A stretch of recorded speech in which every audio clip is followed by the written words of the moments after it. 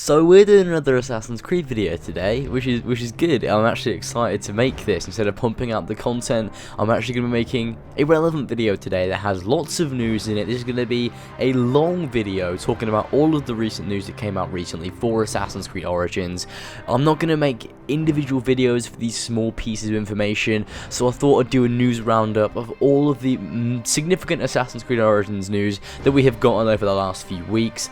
And guys, this is going to be quite a long video packed with content, so be sure to go ahead, like the video if you enjoy, and get ready for some Assassin's Creed Origins news. Some's a bit older than others, but some of it came out literally like today and like in the very recent days. So without further ado guys, let's get straight into all of this news.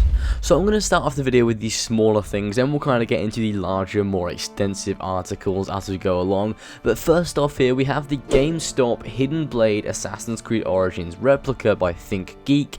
Now, this isn't something that's huge news, it's not like insane, but it gives us a good look at what the Hidden Blade will look like in Assassin's Creed Origins. And it was, you know, it's interesting. Let's just see what Bayek's Hidden Blade will look like in detail and not just screenshots that we've seen from the game. And you know, it's got like two little prongs on it, but if we actually look at the actual character model for Bayek, it looks a whole lot different. It's not actually two pronged necessarily, it joins into one blade, so I don't know what's going on there. Maybe it's a slightly inaccurate replica, I don't know, but then again, the game isn't even out yet, so it's just a little interesting thing that I thought I'd show you guys. So the second thing I wanted to show you guys is also quite a small thing, but it's kind of interesting.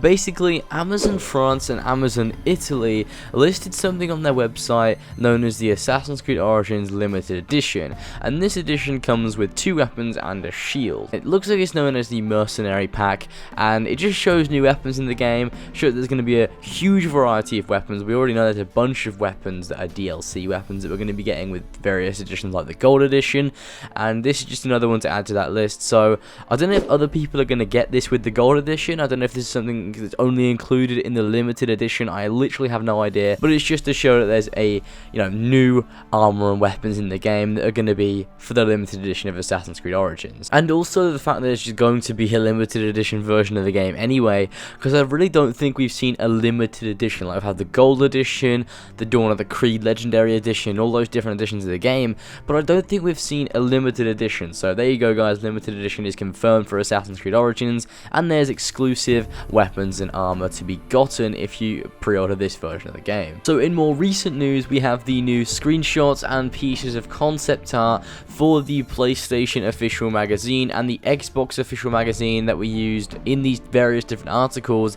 and they do look fucking awesome. If we look at one of them, you can see that Bayek has a different color on his robe, which means that robe dyeing is 100% going to be in the game. It also shows us a little bit of the upgrading in the game as well, because he has different braces. As you can see, they're more of a silver color, and the textures and the materials on his robes do look a bit different, but it also is the same robes that he was wearing originally, just upgraded a little bit with various different crafting materials. And as you can see, the most obvious thing is that it's a different color, and it does look really cool. I really like that brown color. Now in this next image, it does look really fucking awesome. You can see how Bayek is riding his horse over flames, and there's soldiers trying to attack him, and it's nighttime.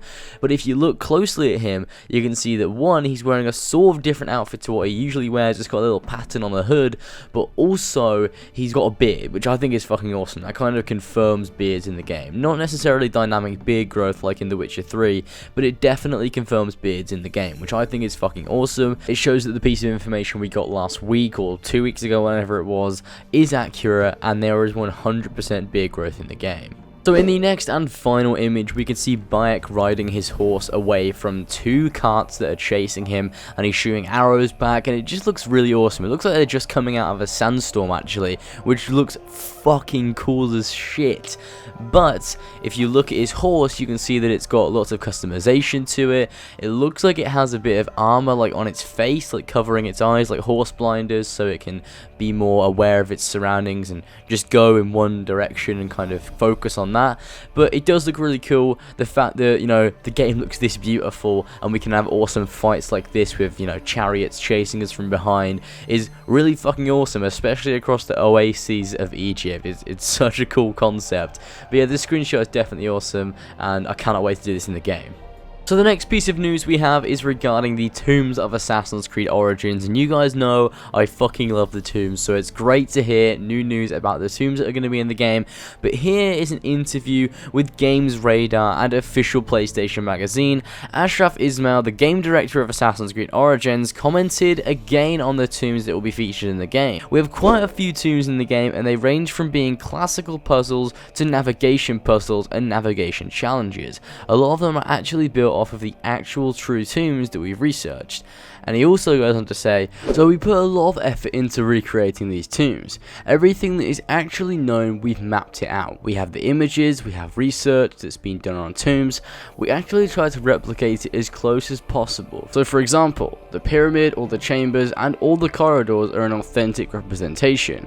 Now of course, we like to have a bit of fun and go further, like what are the secret chambers that have not been discovered yet.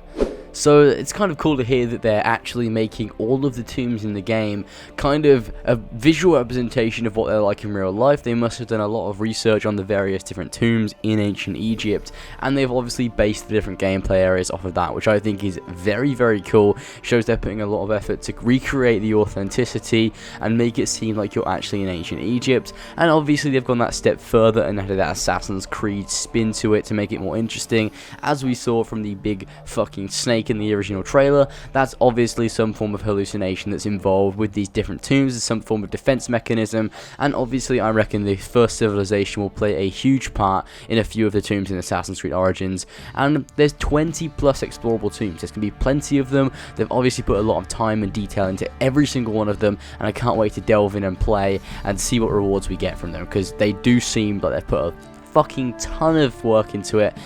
And yeah, it's going to be great. Now, this next piece of information is quite a small one, but it is quite significant nonetheless, and it talks about whether or not Assassin's Creed Origins is going to be released on the Nintendo Switch, and it simply states that it's not going to be released on the Nintendo Switch. Here it says, what Ashraf Ismail stated, we're shipping on Xbox One, Xbox One X, PS4, PS4 Pro, and PC, Ismail told us.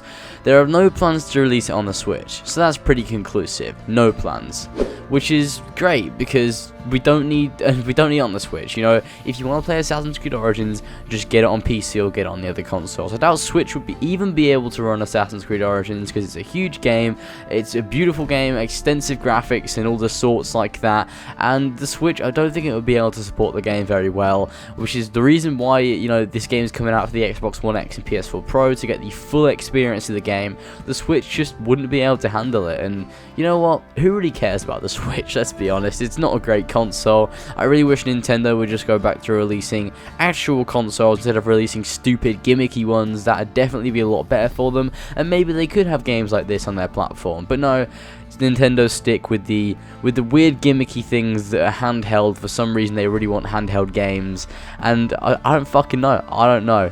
You know, I have no idea. But yeah, Assassin's Creed Origins is not going to be released on the Switch. So this next bit of information comes from the Codex in one of the articles they wrote today, and the two pieces of information that are of most significance that we haven't really heard of before are the treasure hunts and the animal taming. Now, it doesn't really say an awful lot about the treasure hunts at all. Actually, it doesn't really say anything. It just says that Ashraf Ismail mentioned super cool treasure hunts and items that they haven't talked about yet. So I guess treasure hunts are kind of going to be when you find a map of some sort, and then you have to find the allocated chest that matches with it, kind of like in Assassin's Creed 4 with the different schematics, but I guess it's got more of a venture type feel to it instead of it just being different schematics that you find across the map. I really hope it's like The Witcher 3, when you find the different schematics for various different types of armor, and with the schematics comes its whole quest line with a little story showing the people that previously owned the armor and where it ended up and how it got where it was. That would be really cool if it was like that, and you know, I wouldn't be surprised, because they have taken a lot of inspiration from The Witcher 3 previously, and it is a really cool concept. But also something else that was mentioned in the article was the taming animals, and it is quite interesting. It says here that players can tame crocodiles, lions, hyenas, and leopard, and each of them has their own pace. Crocodiles can be slow to catch up with Bayek, while others can keep up. You might lose your crocodile somewhere, but then suddenly it might emerge and take out a few enemies on your behalf, which makes taming animals a lot of fun. So it seems there'll be loads of different animals that we can tame in the game, which is pretty interesting. Crocodiles might be very powerful and, you know, an asset to your combat. But then also we have leopards and shit like that, which will be really fast and obviously very deadly to groups of enemies. And it's kind of interesting because I don't know how Bayek can tame animals. Like, how is he going to be able to do this? Is there going to be an explanation for it, be it scientific or Assassin's Creedy or anything like that? I need to know. I need to know how Bayek tames animals. Maybe it'll be explained with Senu in the game, but I really hope it is explained. If it isn't, that'd be so stupid if we can suddenly just tame animals. But yeah, taming animals is 100% in the game, and it seems like quite a useful feature, considering if you just were to tame a random crocodile, and if you find yourself in a sticky situation, possibly your crocodile could come out of nowhere and save your fucking life if you're about to die, which is quite cool. So I'm very excited to see more of this, and I'm very excited to tame a few animals in the game and see how it works, but it better have an explanation, because if it doesn't, I'll be very disappointed. So this last piece of information is about faction wars in Assassin's Creed Origins. It's quite an interesting article. I'm going to leave a link to all these articles down in the description if you guys want to go check them out yourselves. But basically, it says there are quite a few different factions in the world, and keep in mind that these factions are really living in the world, creative director Ashraf Ismail says. We don't have anything that is a spawned event, you know, just because you're 50 meters away we're going to spawn this fight here for you. These are NPCs that have a schedule, that have an agenda, that crisscross paths, and if they happen to be enemies, they'll fight. If they happen to be allies, they'll hug each other. So this world really is living. So, who will you meet on the road? At this point, we know about 3 factions. The rebels, who Bayek frequently works alongside, the Ptolemies, who are basically Egyptian enforcers, collecting taxes and taking prisoners, and the bandits, who steal and pillage and generally do bandit-y things. They don't really get along with each other. You're free to join in when you see a skirmish unfolding on the horizon. It's a good way to try out the flexible new combat system, or you could just send out your eagle buddy Senu to grab a bird's eye view of the fight, wait until the fight is over, and booby trap the bodies with lethal poison to give looters a nasty surprise. Now it's kind of cool to hear that this is going to be a dynamic thing that happens in the world. Ashraf Ismail and his team do tend to emphasize the fact that every NPC has an agenda in the game and does everything you'd expect a person to do in the game, and this is something that I believe, because they've mentioned it on more than one occasion. It seems to be something that they're making very evident, and they're kind of highlighting it in a lot of interviews they're in. But it's cool to see that these can break out at any moment. If these 2 different factions meet each other and they don't like each other, then they'll fight, and you can get involved with this. And it doesn't just happen near you, it happens all across the map no matter where you are, which I think is a really cool feature, and it really makes the world feel living, especially considering every NPC has their own agenda, and these battles can like break out, you know. It's a really cool feature, and it just makes the world feel a whole lot more in depth. Lastly, we just have something from Twitter that I thought was kind of cool. It's not really information, but I thought you guys would find it interesting nonetheless. This is from Jean-Gus Don's Twitter, and he tweeted this out. It's a very early concept of Edward in Egypt before they actually created the Bayek character model, so they were just using the Edward one, and comparing 3.5 years ago to now, it looks absolutely completely different. They've done a lot of work on the game. The game looks completely beautiful. If we compare this screenshot we've got here to when Senu's flying over Memphis, it looks absolutely ridiculous. Like they've made this game look so completely beautiful. They've come so far in the last 3.5 years, and it just shows the progression of the game. Anyway, that is the end of the video. I've kind of took in all of the information that's come out recently. I hope you guys enjoyed.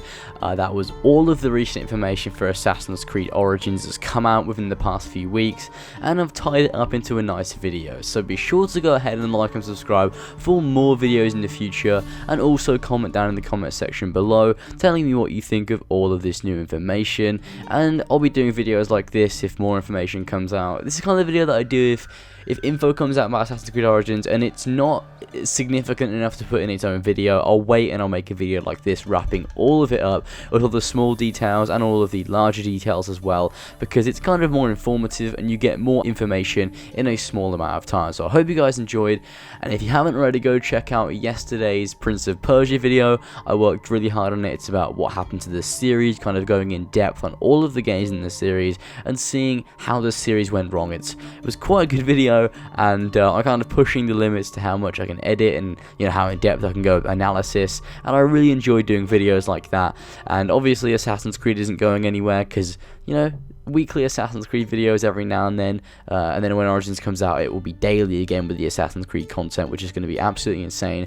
But anyway, I hope you guys enjoyed the video, and I'll see you guys in the next one.